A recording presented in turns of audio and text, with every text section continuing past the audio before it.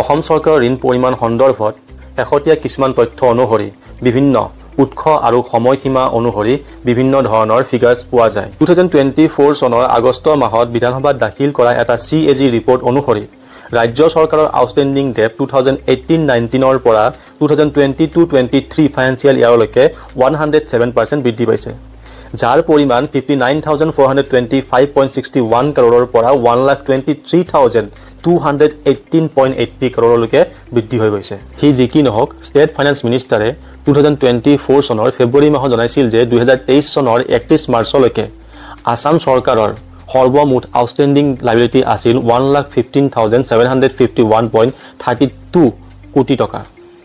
The Times of ইণ্ডিয়ায়ো এই ফিগাৰটোৰ বিষয়ে উল্লেখ কৰিছিলে আৰু লগতে জনাইছিল যে সেই সময়ত ডেট টু GSDP ৰেচিঅ' 23.47% আছিল, যি Assam fiscal responsibility and budget management actor 32% লিমিটতকৈও কম আছিলে।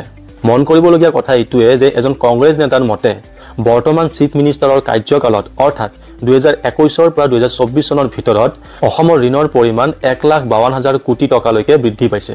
ইয়াৰ উপৰিও আসাম ট্ৰিবিউনত প্ৰকাশ পোৱা মতে 2025 চনৰ মাৰ্চ মাহত ৰাজ্যৰ ঋণৰ পৰিমাণ যোৱা 10 বছৰত 10 গুণতকৈ অধিক বৃদ্ধি পাই 2023-24 ফাইনেন্সিয়েল ইয়াৰত 24,118 কোটি টকালৈকে বৃদ্ধি পাইছে। গতিকে অসমৰ নাগৰিক হিচাপে অসম চৰকাৰখনলৈ এটাই মাত্ৰ আমাৰ প্ৰশ্ন যে ইমানবোৰ ঋণ লয় তেওঁলোকে অসমখনৰ কাৰণে এনেকুৱা কি ভাল কাম কৰিলে।